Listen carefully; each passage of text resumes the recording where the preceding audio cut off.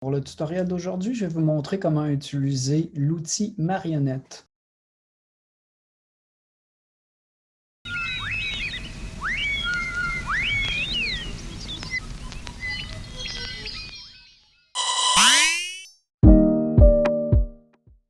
Pour ce qui est des sources pour ce projet-ci, j'ai créé les éléments dans Illustrator avec des formes primitives. Là, vous voyez des cercles, rectangles avec des coins arrondis, etc. Là, donc, c'est des éléments qui sont très simples. Ce qui est important à noter, c'est que vous pourriez travailler de différentes façons avec l'outil marionnette. J'ai une version ici de mon personnage où est-ce que tous les éléments de l'illustration sont sur un seul calque. À ce moment-là, quand je vais utiliser mon outil marionnette qui déforme, ben, ça va être un filet qui va être appliqué sur tout le dessin au complet. Dans un autre façon de travailler, j'ai le calque personnage, où est-ce que j'ai le corps, la tête, les pieds, et j'ai le bras droit puis le bras gauche sur des calques séparés. Lorsque je vais amener ça dans After Effects, ce que ça va me donner, c'est la possibilité de travailler sur un bras et l'autre sans déformer le corps. Ça peut être important dans certains cas, dépendamment de ce que vous voulez faire.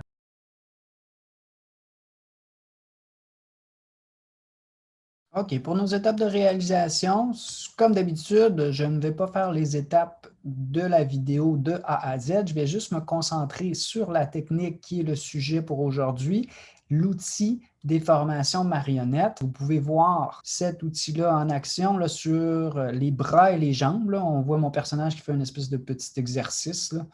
Donc, les jambes plient, les bras plient, comme ça. En même temps, j'ai des rotations sur les éléments. Donc, ce n'est pas seulement l'outil marionnette. L'outil marionnette sert vraiment à faire la déformation, donc le bras qui plie au coude, là, si tu veux. Mais quand les bras sont très droits, puis qui montent comme ça, c'est une rotation. Un petit peu plus loin dans la vidéo, on va voir que notre personnage a un pouvoir magique, puis après ça, il va tourner très vite. Puis c'est un petit peu moins évident parce qu'il y a un flou de mouvement. Vous voyez que mon image, elle est très floue. Si je décoche cet élément-là, vous voyez que mon personnage il est très déformé à ce moment-là. Là. Puis évidemment, ça se passe très vite, mais j'ai aussi appliqué une déformation de marionnette à cet endroit-là pour qu'on voit, bon, le personnage perd le contrôle. Là. Puis il tourne très vite. Donc ça, c'est ce qu'on va faire ensemble. Là, vous voyez, mon projet est divisé en différentes précompositions. J'ai le personnage plus le texte, puis j'ai aussi quelque chose que j'ai appelé animation de départ. Cette précomposition-là, je voulais vous la montrer parce qu'elle illustre un petit peu ce que je parlais tantôt quand je parlais des fichiers sources. Lorsque j'ai divisé sur des calques séparés le bras gauche, le bras droit, puis le corps sur des calques différents dans Illustrator pour me permettre d'avoir des éléments qui sont séparés. Comment je fais pour que ça se passe de cette manière-là? Au moment de l'importation de mon fichier AI, je dois faire des choix. Je vais faire fichier, importer un fichier.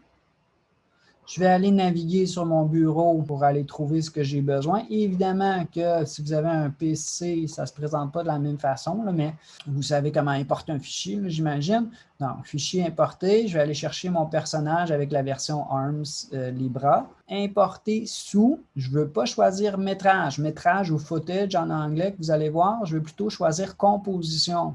Puis là, les compositions, vous avez même deux choix. La différence entre ces deux choses-là, elle n'est pas très grande. L'idée de composition tout court, ça voudrait dire que tous les calques vont avoir la taille du document au complet.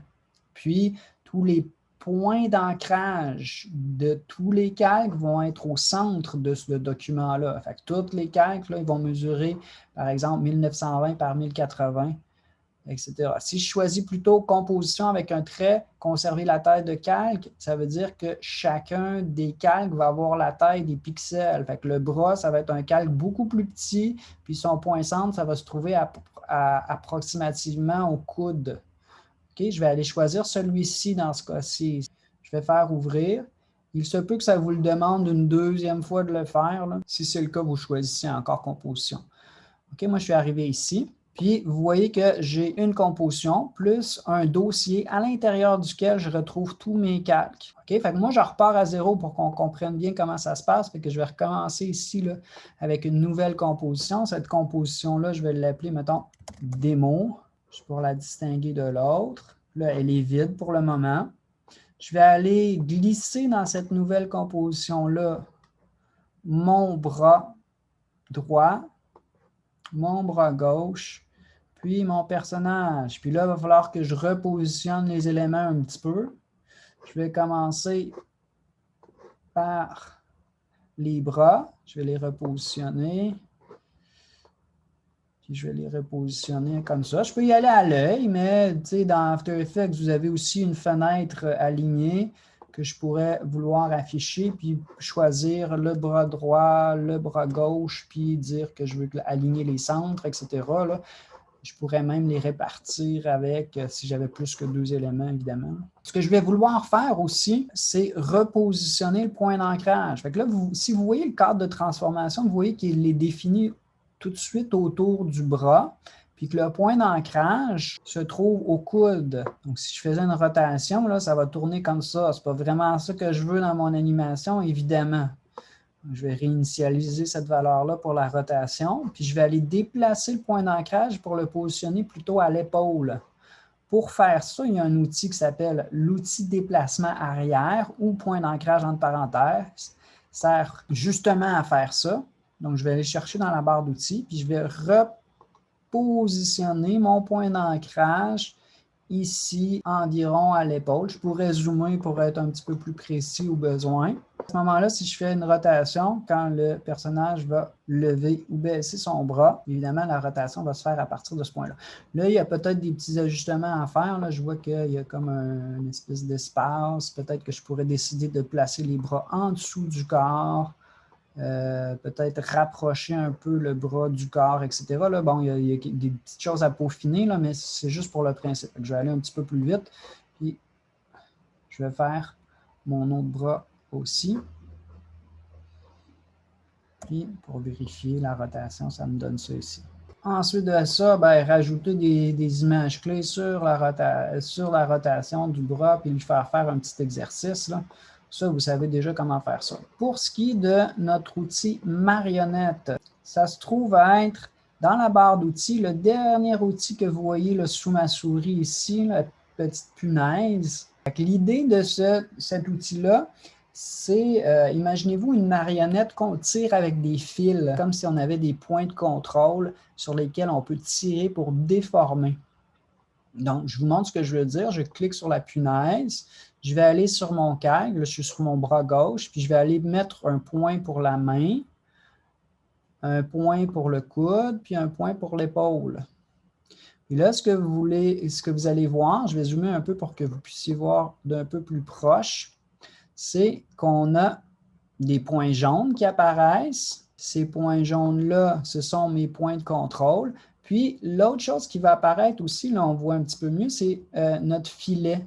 C'est ce qu'on appelle le filet de déformation.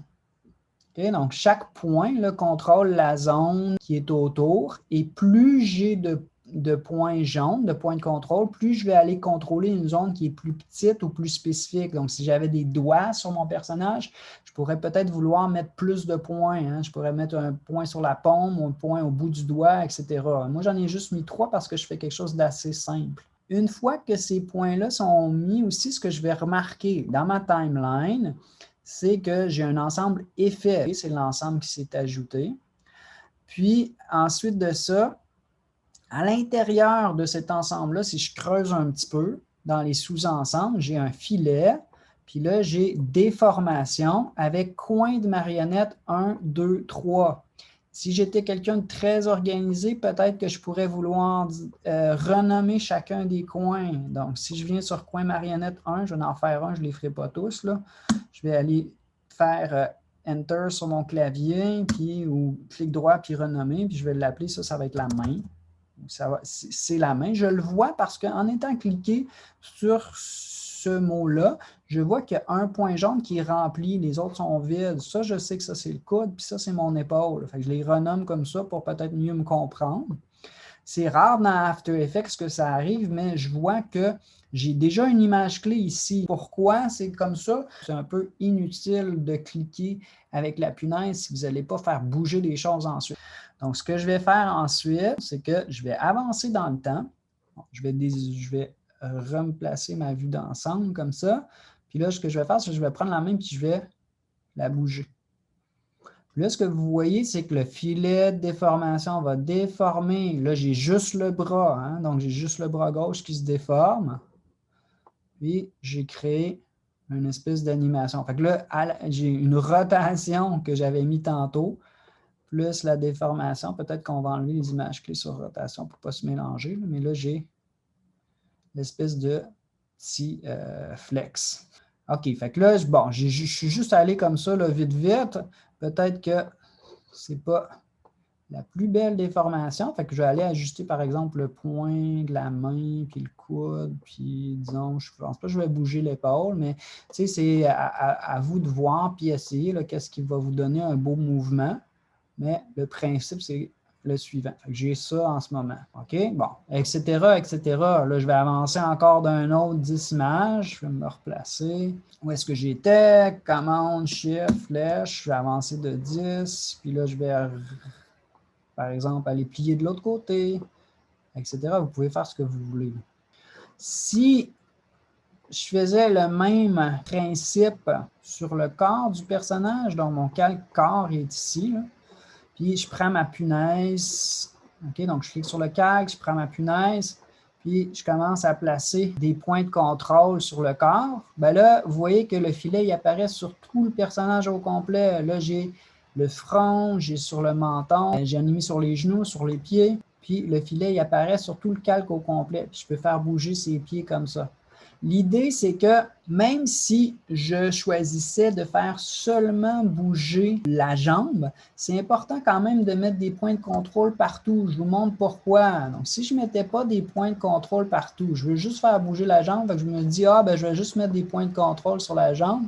Ce qui va se produire, c'est que, imaginez-vous une marionnette avec des fils, comme je vous ai mentionné tantôt, puis qu'il y avait juste 2 fils pour contrôler toute la marionnette, bien, si je tire sur un fil, ça va déformer ça va déplacer toute la marionnette au complet. Hein? Fait que, donc, je vais revenir en arrière avec des commandes Z. Même si je veux juste déplacer le pied, c'est important que j'aille des points un petit peu partout. Pourquoi? Parce que ce point-là contrôle le front, ce point-là contrôle le menton, puis ce point-là contrôle le ventre, mais il ne bouge pas. Pendant que celui-ci, qui est placé sur le pied, va bouger.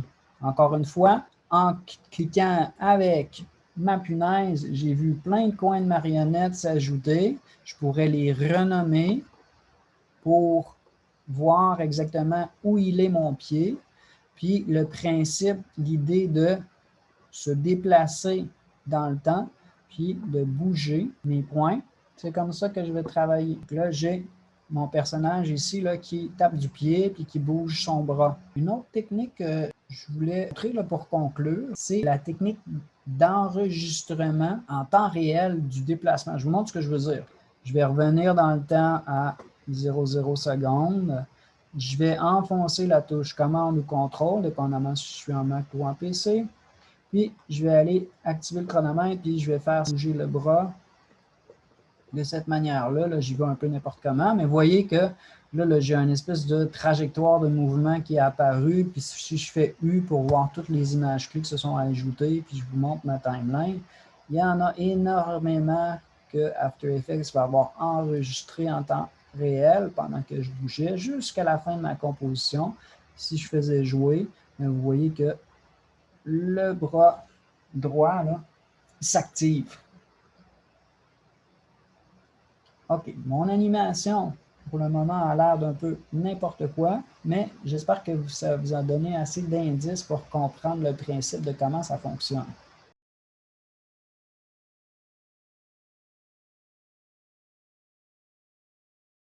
OK, pour aller un petit peu plus loin avec cette technique-là, évidemment, il faut prendre le temps de faire des mouvements qui sont un petit peu plus précis, puis un petit peu plus de finition que ce que nous avons fait là, dans la démo. Ce que j'aime aussi montrer aux étudiants lorsque je parle de cette technique-là, c'est un très beau site qui est fait par une compagnie qui s'appelle We Were Monkeys. Vous pouvez trouver l'adresse WWM Productions. Puis des vidéos qui sont faites avec After Effects. Celui-ci, c'est un clip de Of Monsters and Men, Little Talks. Puis, vous allez voir qu'on a des personnages qui sont faits à l'aide d'After Effects et on reconnaît bien la technique marionnette là, dans cette vidéo-là. Il y a d'autres choses. Il y a la 3D d'After Effects, il y a les particules, puis tout ça.